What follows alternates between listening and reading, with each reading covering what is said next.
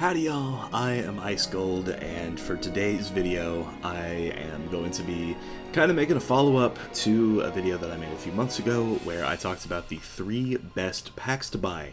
And in that video I went over things like meta gear, things like spellements, and all that, and things like easy to obtain gear rather. And that was all well and good, you know. You got packs that you can buy that are absolutely worth the investment, but I'm gonna be level with y'all. The video says it's the 3 worst packs, but I'm probably gonna be hitting half the crown shop with this. So yeah, I mean, y'all all knew that. I mean, I don't like packs in this game at all whatsoever, but there is just something different about most of the packs in the crown shop, and I am going to be going over all of that today. So coming in the 3rd place spot, we have got all of the packs like the Nightmare Horde pack, and especially the Forbidden Library Horde pack, just to give a couple examples, where you can farm the gear for free. And with these, it's sort of like with the Nightmare pack, you know, before you would have to beat the dungeon 50 times in order to craft the amulets that were meta back when I made my video detailing on how to farm this, but still, that was not money that you had to spend. And yeah, it's like this is sort of a pay-to-win alternative to farming the gear. And while I am really glad that you can farm the gear, it's just the thing about me is that if I don't have to spend money to get something, I am just not going to spend money. I'll tell you this much: I have pirated every single textbook I have ever needed in my college career. Don't let the feds find out about that. Library Genesis is my best friend, and the same can apply to Wiz. So when you look at this pack, you see, you know, like, let's look at the Forbidden Library pack, actually. We can't actually inspect this, interestingly, but I do know what drops from it, and there is a very good robe and a very good amulet that drop from this pack, and I don't actually have it on here, but you kind of get the idea. It's like it's more defense-oriented gear, and the Nightmare, well, not Nightmare, I'm so used to saying Nightmare, but the Nightmare and Forbidden Library robes are your best non-raid option for damage. And it also gives a pretty good resist to boots, and they're just all around very good. But the thing is, you can farm those. You can absolutely farm them from the Forbidden Library Gauntlet, and it's not a very long gauntlet. I'd say it's even shorter than the Nightmare Gauntlet, if you have a team that knows what you're doing, and you can very easily run this back to back and just get all the gear. But what makes this pack even less worth is the fact that the Gauntlet itself actually has a very good pity system, and huge props to the devs for that.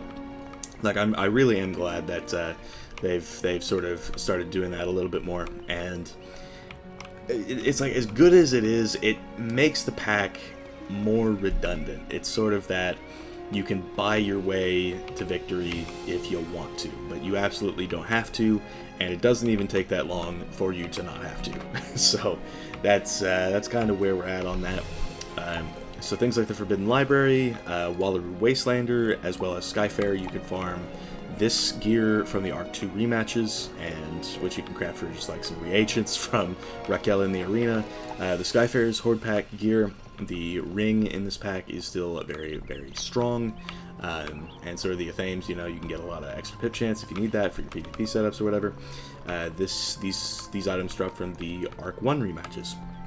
So this and this drop from free sources. The Ninja's Spell Elemental pack, just to give one example, as well as the Knight's Spell Elemental pack, really. I think these are the only 2.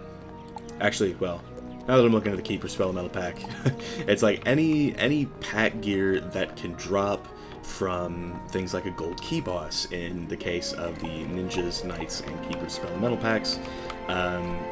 Alternatively, and I really should have looked at this, I should have looked at the crown cost before, but because this could definitely make it on the list, but any of these world packs where you can just farm the gear for free, it's like any of these packs where you can get the gear for free.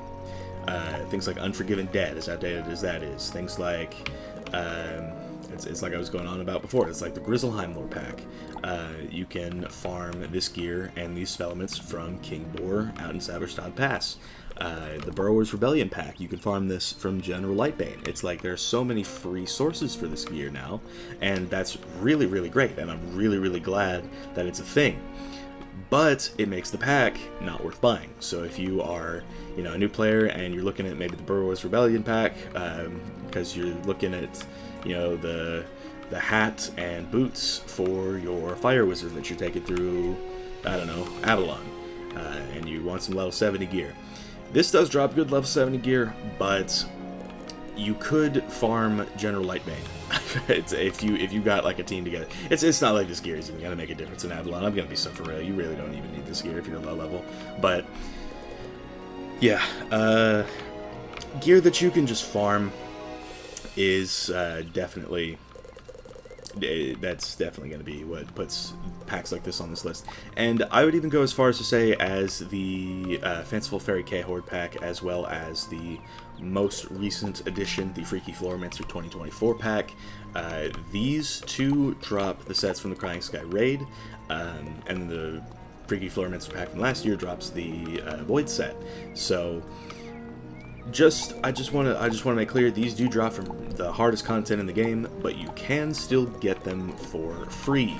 Things like the Jabalba Heavenly Sword that I have here on my myth, you can get this for free if you raid. And I know that raids aren't really the most accessible, but if you do get a good setup together and a good team together, you don't have to spend 3 hours. You can do, you know, an hour, hour and a half. There's different keys that got added this year, which I think is really, really great. And you know, you can run that instead. It's just I've kind of talked this to death, and I've been talking for about 7 minutes about this, but the bottom line here is anything that you can get for free from an alternative source is absolutely going to be on the list of packs to not buy.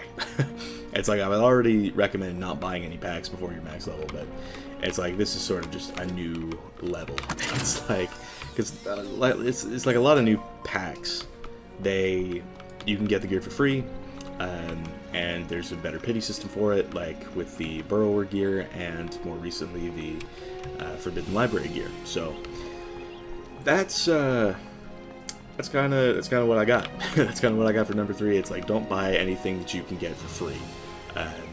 That's sort of just my own personal rule of thumb. I apply that to my whole life, not just Wiz. So do your thing. Do your thing about that. Coming in second place is going to be all of these packs that are in the Crown Shop that just have outdated gear and just not great like spell element drop rates if they drop spell elements. So the Islander Spell Elemental pack, if we were 4 years ago, I would absolutely say, you know, whale on this to high heaven, because the troll spell elements that this used to drop, it still drops the troll spell elements, but it used to drop, it's like the troll spell element used to be way, way, way, way better if you were doing PvP, but these days, it's useless. And, you know, it doesn't drop good gear. I'm pretty sure they didn't even update a lot of these. Like, a lot of these still drop level 100 gear, and I know the Skyburn pack goes up to level 130, but the concept is the same. Stuff like the Astrologer's Horde pack, which will drop, I think, level 140 gear. Packs like the... what else have we got? The Unforgiven Dead pack, which does actually fall into the previous category as well, because you can farm this stuff for free, but this drops level 150 gear. Things like the Druid's Horde pack, which already just doesn't even drop anything good at all, even when level 130 was the max, it's still just not good gear at all. It's like, maybe you'd want it for like some neat little stitches, but still would not recommend. So it's like all of this outdated gear that you just won't use. That's kind of just where we are at. Gorgon Hunter's Helm, I don't even think I was around for the Aquila Horde pack. This might have come out maybe 2021 or 2. But don't buy this. It's it's old and outdated and doesn't even drop anything that is sort of, I guess, timeless. You see the Gulcher's Horde pack up here, and I had half a mind to just make this the number 1, because this genuinely is a scam. It's like, you see all those Gulchers, and they're so good, and the Persian gear is actually not bad at all for, you know, up to level 120, which is as high as it goes, unless they updated it. I think they may have updated it to 140, but the point stands. It's outdated gear, and the only thing you would ever buy this for is the Gulchers, and those don't drop, so, yep.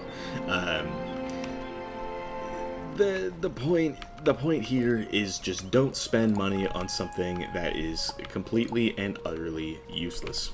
It's like, maybe you would want the Road Warriors Chopper from the Spellmental Road Warriors Horde pack, but that's the only thing you would want. And to be honest, you can get 50% mounts elsewhere, but it's like you would be getting level 140 gear. You're kind of just throwing your money away if you're buying these packs. So it's like, pretty much, I want to say everything below probably, well, I wouldn't recommend buying any packs, I'm gonna be real, so not even below anything, just avoid this section of the Crown Shop entirely. But yeah, I mean, it's really just all the older packs. They did actually clean out the Crown Shop back in 2020, if I'm not mistaken, where they took out a lot of old packs that dropped out outdated gear, and I really think they need to do that again. It's like, you have things like the Nimbari Horde pack, which don't drop good gear at all for this day and age. Stuff like the Great Skytrain Robbery pack, which you can actually farm for free from the gauntlet that comes from that. Stuff like the Spell Elemental Pharaohs pack, which, you know, already don't drop very many spell elements at all. And the gear that it drops is just mediocre. Safari. Technically, there is one in this pack that gives 26 fire damage, but it really doesn't give good fire stats elsewhere, so just don't buy this either. And, you know, it's stuff like, yeah, it's like, there's so many flaws with pretty much everything in here, and I would not recommend buying really any of these packs at all. It's like, yeah, it's like old gear, old and outdated gear that you won't use, old gear that sucks balls, and there's just nothing else in the pack that you can really go for that would be good in the long term. Even spell elements, you know, like the Celestian Spell Elemental pack. Well, I'll make an exception for this one, because the boss that you have to farm to get these spell elements makes me want to paint my walls red and not with a brush. So, bad example. Shaman Spell Elemental pack. You can farm this from Ixcax's Cursewing in 3 points, Azteca. So, it's like all of these different things that you can either farm for free from like a key boss, or things that just out and out suck, like the Druid Horde pack gear. It's just, don't buy these packs. It's like, the outdated ones, it's like, I wish they would release updates on, well, I guess they're legacy templates, so I guess you couldn't really update these, but you get the idea. It's like, just update the gear. It is the most ideal thing whenever a new world drops, but I know that takes a lot of time to do. So, probably won't see these older packs become useful at all. So, yep. That is going to take up the number 2 spot. And I would like to make a quick honorable mention about the Dragonspire, Chrysalis, Lemuria, Novus, and wherever the Wallaru pack is. All of these that cost, you know, 600 crowns instead of 400. It's like, all of this you can buy. Well, you can buy it, but you can farm it all for free, and that's why it's an honorable mention. Another thing that I wanted to talk about in terms of honorable mentions for this video is definitely, without a doubt, going to be these jewel packs. These are scams. You might be able to get some pierced jewels out of them, but it's just like, these honestly do kind of fall in with the number 2 entry. It's like, these, they drop outdated jewels, with the exception of the pierced jewels, which just haven't gotten updated since Chrysalis anyway. So, yeah, you get the general idea. It's like just outdated gear, pricier stuff, all of that. stuff like the Farley's Gardening Pack. It's you get the gist. It's like stuff like the Hand of Doom pack. You know, it's like this just gives you some minion treasure cards, and this pack is 625 crowns? Excuse me? Now, of course, it is time for the moment you have all been waiting for. What is the worst pack to buy in all of Wiz, and how in the hell is it somehow worse than all of that other overpriced garbage that I talked about in number 2, number 3, and with all of the honorable mentions? Well, you've been staring it right in the face this entire video, and I speak of none other than the Mega Snack Pack. I don't think I need to explain myself here. This is 2,500 crowns. This is $5 for 7 Mega Snacks that you can get for free by either, you know, taking the masochist route and farming your lake over and over. But the easiest way to get Mega Snacks in this game is to garden. And let me tell you a little something. If you sit and you farm those couch potatoes from Mirage for long enough, you will get plenty of couch potatoes. And I've actually got plenty of energy right now, so I'm going to feed that tower block to my pet. Yum yum, eat up. And I'm going to show y'all my couch potato farm. One of my most successful videos to date is a guide to where to farm couch potatoes. And let me just tell you a little something. Okay, so it bugged. I guess they're not all elder after all, but you get the gist. It's like you can get a lot of couch potatoes, and these will all drop 1 Mega Snack whenever it's not double gardening. And that is just by far... Oh, okay, it's lagging. Am I dropping frames? Average time to render frame went from 0.1 to 0.2 ms. That's not a good sign, but you get the idea. Why pay $5 for 7 Mega Snacks when you can, you know, farm these, like the Gulchers and Caravan for however long you want, the, you know, Trouble Warriors and Grizzleheim, if that suits your fancy a little more, maybe you're a little lower level, you can get them from there too. But it's like, you look at this, and you see things like the amount of Mega Snacks that I have. It's like, I have 303 Captain Cantaloupes. If I were to divide this by 7, let me just take a quick look. 303 divided by 7 is 43 Mega Snack Packs. 43 times 5. Let me run that calculation real quick. 43 times 5. That is $215 worth of Mega Snack Packs right here in my inventory. And I have not even taken into account the fancy yogurts, Mr. Dragon Fruits, cherry tomatoes, golden wheat breads, or pixie sticks, or any of the other Mega Snacks that I happen to have on my character at the moment. And hey, it looks like my couch potatoes are done after all. Do I have any more castle blocks that I need to feed my pet? It does not look that way. So, let me just go ahead and harvest all of these. And let me show you just how many Mega Snacks you can get. All of these button presses are 1 Mega Snack. 149. Okay, let's glance them all back. But yeah, that was about 50 couch potatoes. Round that down to 49, and you have 7 Mega Snack Packs. I just harvested $35 worth of Mega Snack Packs from this plot alone, and I still have the other one right over there that I need to go harvest afterwards. So that is why the Mega Snack Pack is the singular worst pack to buy in the Crown Shop, and if I were the developers, I would cut its price I would make it cost 20 times less than it currently does. I wouldn't even take the 250 crowns route. I would say 125 crowns is a fair price for 7 Mega Snacks. I think people might actually buy it, because at the moment, let me show you another pack that I really should have talked about in my Good Packs video. That is the Pet Breadcrumb Pack. It is more worth it to train your pet with these, feeding them for 500 gold, maybe getting 1 XP with each of these 7 like pet snacks, and it's more worth it to do it that way. It's genuinely more worth it to train your pet with pet breadcrumbs than it is to buy Mega Snack Packs. So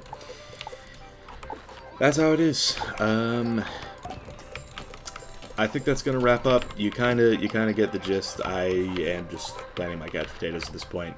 So don't buy any of the packs that I mentioned in this video today.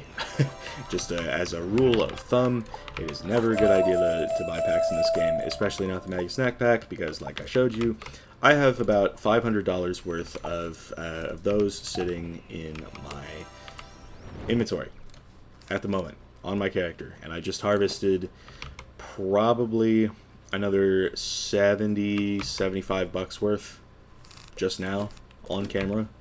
So I mean, you get the point. Anyway, thank y'all for watching. I've been Ice Gold. Be sure to like, subscribe, and leave like 50 comments for the algorithm. My Discord is down in the description if you want to chat with me some more, and I will see y'all later.